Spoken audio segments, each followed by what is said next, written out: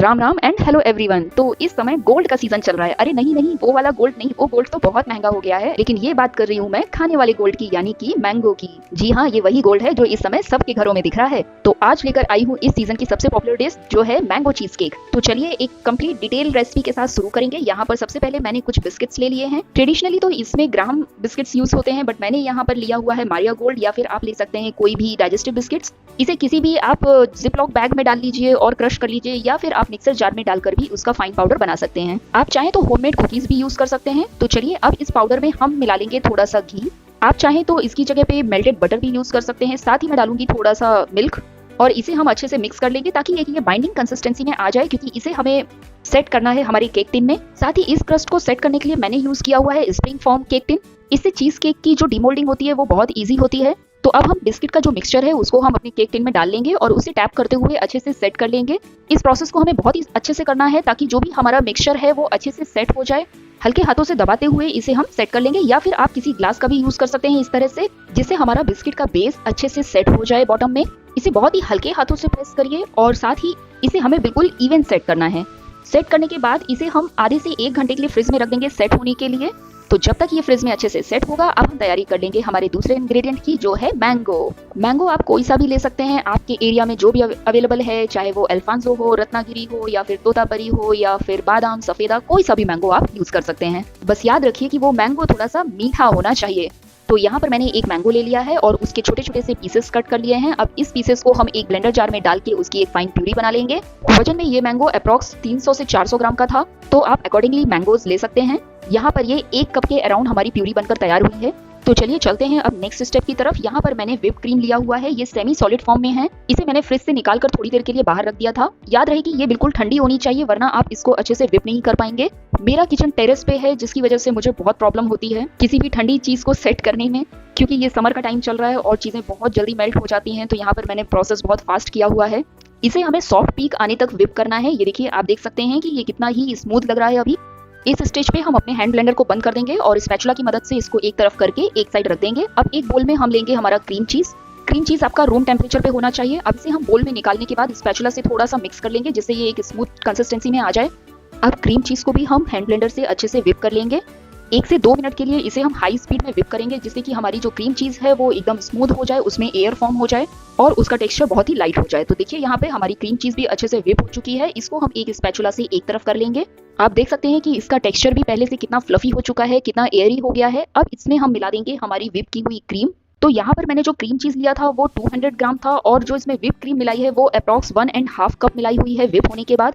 आप चाहें तो क्रीम चीज की क्वांटिटी थोड़ी सी और बढ़ा सकते हैं, बट मुझे ये इतने में ही परफेक्ट लगी, इसलिए मैंने इसकी इतनी ही क्वांटिटी यूज की हुई है। अब इसको हम स्पैचुला से अच्छे से मिला के एक बार फिर से व्हिप करेंगे, जिससे कि क्रीम चीज और व्हिप क्रीम अच्छे से इनकॉर्पोरेट हो जाए। ये देखिए, आप देख सकते हैं यहाँ पर इसके भी अच्छे से एक पीक बनने लगे हैं।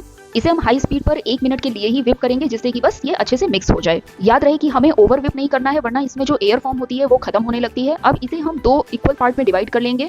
एक पार्ट को हम प्लेन यूज करेंगे और एक पार्ट में मिलाएंगे मैंगो प्यूरी। मैंगो प्यूरी मिलाने से पहले हम इसको जेलेटिनाइज करने के लिए एक मिक्सचर रेडी करेंगे। तो इसके लिए मैंने यहाँ पे लिया हुआ है अगार अगार पाउडर। ये कम्प्लीटली वेजिटेरियन है। तो यहाँ पर मैंने एक छोटे से बोल में 1 टीस्पून अगार अगार पाउडर को 2 टीस्पून वाटर के साथ पहले मिक्स किया है, फिर उसमें मिलाया हुआ है हॉट वाटर, जिससे कि ये अगार अगार पाउडर जेली टेक्सचर में आना स्टार्ट हो जाए। याद रहे कि इसमें बिल्कुल हॉट वाटर ही मिलाएं। आप चाहें तो इसे पैन में कुक भी कर सकते हैं थोड़ी देर के लिए। अब क्योंकि हमें इसे ठंडी क्रीम में मिलाना है, इसलिए मैंने इसे गर्म नहीं किया हुआ है। तो चलिए अब यहाँ पर हम हमारे चीज क्रीम का फर्स्ट पार्ट ले लेंगे। इसमें मिलाएंगे मैंगो प्यूरी और थोड़ा सा जेलेटिन, यानी कि अगार अगार, जो हमने थोड़ी देर पहले लिक्विड बनाकर रखा था, और इसे हमें अच्छे से मिक्स कर लेना है। बहुत ही सॉफ्ट हैंड से इसको मिक्स करना है। इसमें बिल्कुल भी जल्दबाजी ना दिखाएं। बस याद रहे कि ये अच्छे से मिक्स होना चाहिए, और साथ ही आपके रूम का टेम्परेचर भी इस समय नॉर्मल होना चाहिए या ठंडा होना चाहिए। यहाँ पर हमारा पहला पार्ट रेडी हो चुका है। इसे हमें पोर करना है हमारे बेस के ऊपर, यानी कि जो हमने बिस्किट का क्रस्ट रेडी किया था। इस प्रोसेस को हम थोड़ा सा फास्ट करेंगे, क्योंकि अगर क्रीम हमारी ज्यादा मेल्ट हो गई तो उसे सेट करने में बहुत प्रॉब्लम होती है। इसे एक स्पैचुला की हेल्प से बराबर कर लेंगे। इस तरह से आप देख सकते हैं कि मैंने इसे किस तरह से इक्वल किया हुआ है। अगर आपके रूम का टेम्परेचर अच्छा है, ठंडा है, गर्म नहीं है, तो इसे सेट करने में आपको ज्यादा दिक्कत नहीं आएगी। अब जैसा कि मैं टेरेस पे काम कर रही हूँ, इसकी वजह से मेरी जो क्रीम है वो बहुत जल्दी लिक्विड होने लगती है। तो ये देखिए, यहाँ पर हमारा जो फर्स्ट लेयर है वो रेडी हो चुका है। इसे हम ठंडा होने के लिए फ्रिज में रख देंगे कम से कम 1 घंटे के लिए। और तब तक हम रेडी कर लेंगे हमारा जेली वाला मिक्सचर। इसके लिए मैंने एक पैन में थोड़ा पानी ले लिया है, साथ में उसमें डाली है शुगर और मैंगो का पल्प। इसको हम डाल के अच्छे से मिक्स कर लेंगे, फिर इसे हम गैस के ऊपर चढ़ा लेंगे। इसे आप स्पून से भी मिक्स कर सकते हैं या फिर किसी विस्कर्स की हेल्प से भी आप इसको विस्क कर सकते हैं। याद रहे कि पल्प अच्छे से मिक्स हो जाना चाहिए, उसमें कोई भी लम्प्स नहीं रह जाने चाहिए। इस समय हमारी जो गैस की हीट है वो एकदम स्लो टू मीडियम रहेगी और इसे हमें अच्छे से विस्क करते हुए मिक्स करना है। अब इसमें हम हमारा जेली वाला मिक्सचर यानी कि अगार अगार का जो मिक्सचर रेडी किया था वो मिक्स कर लेंगे और इसे हम थोड़ी देर के लिए बॉईल होने देंगे, लगातार चलाते हुए। गैस की फ्लेम इस वक्त हमारी मीडियम रहेगी। जैसे ही ये बबल फॉर्म में क्रिएट होने लगेगा, गैस का फ्लेम हम ऑफ कर देंगे और जेली को गैस पर से हटा लेंगे और इसे हमें रूम टेम्परेचर तक ठंडा करना है, क्योंकि अगर हम इसे ज्यादा ठंडा करेंगे तो ये सेट होना स्टार्ट हो जाएगी। तो चलिए हम हमारे चीज केक को निकाल कर ले आते हैं, जो अभी एक ही लेयर में रेडी है। ये आप देख सकते हैं यहाँ पर इसकी फर्स्ट लेयर अच्छे से सेट हो चुकी है। अब इसके ऊपर लगाएंगे सेकंड लेयर, जो है प्लेन क्रीम चीज और व्हिप क्रीम की। यानी कि फर्स्ट लेयर जो हमने लगाई वो मैंगो फ्लेवर्ड थी, अब दूसरी जो लेयर लगा रहे हैं वो प्लेन है। इसे भी हम सेम प्रोसेस से स्प्रेड करते हुए अच्छे से इवन कर लेंगे। और इस क्रीम को भी मैंने फ्रिज में रख दिया था, जिससे ये अच्छे से ठंडी रही है। क्रीम जब ठंडी होती है तो उसे सेट करना बहुत इजी होता है। तो ये देखिए यहाँ पर पूरी क्रीम अच्छे से सेट हो चुकी है। अगर कुछ भी एक्स्ट्रा साइड्स में लग जाता है तो उसे हम किसी एक टिश्यू की हेल्प से क्लीन कर सकते हैं। आप चाहे तो मैंगो पूरी क्रीम में मिला सकते थे, मैंने यहाँ पर 2 लेयर रेडी की हुई है। अब यहाँ पर हम इसके ऊपर कुछ मैंगो के पीसेस डाल लेंगे। इस लेयर के ऊपर हम कुछ मैंगो के चंक्स डालेंगे, जो कि मैंने छोटे छोटे से पीसेस में कट करके रखा है। इसके बाद हमें इसके ऊपर डालना है हमारी जेली, जो हमने अभी रेडी करके रखी थी। ये रूम टेम्परेचर पे आ जाए तभी आप इसको इसके ऊपर डालिएगा, अदरवाइज आपकी क्रीम बिल्कुल मेल्ट हो सकती है।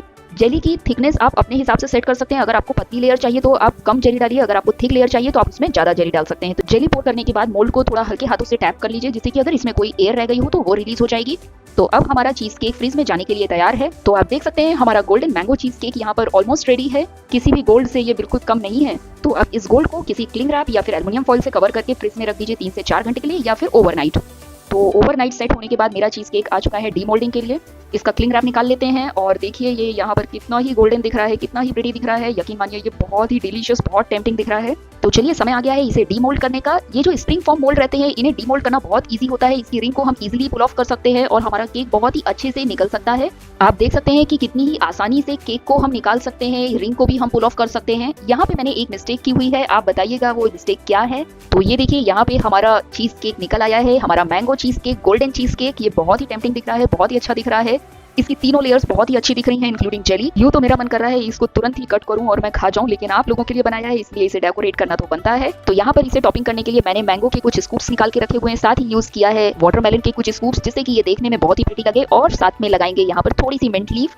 इससे इसका ओवरऑल जो कलर है वो बहुत ही अच्छा निकल के आता है, कलर कॉम्बिनेशन अच्छा हो जाता है। तो ये देखने में भी बहुत अच्छा लगता है, बहुत ही टेम्पटिंग हो जाता है और टेस्टी तो ये बना ही है।